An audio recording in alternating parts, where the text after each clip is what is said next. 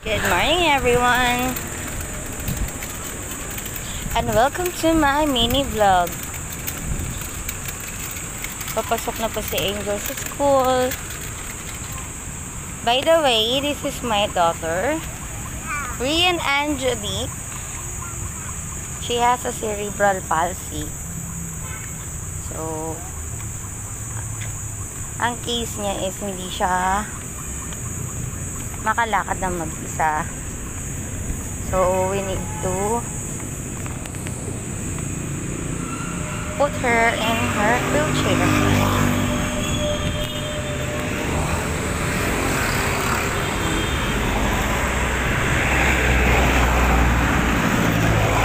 So, this is our way papunta sa school. Galing kami sa bahay.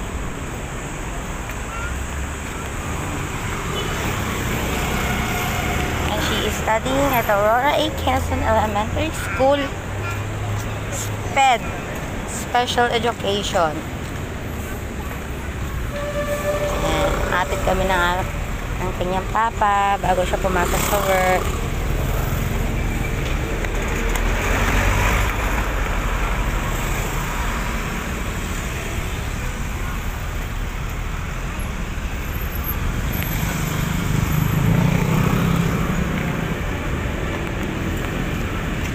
Angel.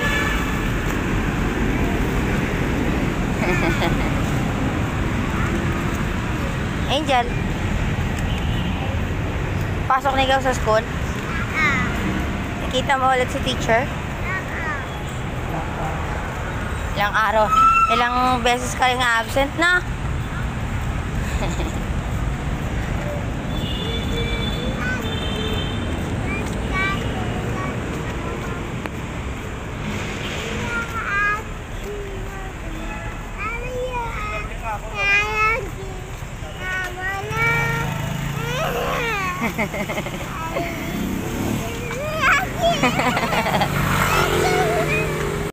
Yes, nandito na po tayo sa school. Kanina, hindi na ako nakapag-video kasi late na si Angel. So, time check is 8:46. 9:30 ang uwi nila. So, maya-maya, susunduin ko na siya dun sa taas.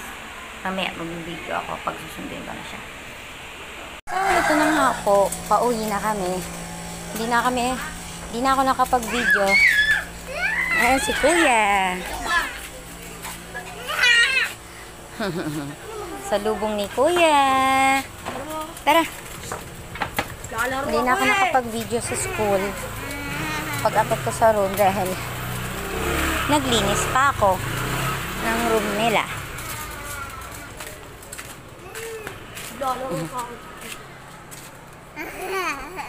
Bye!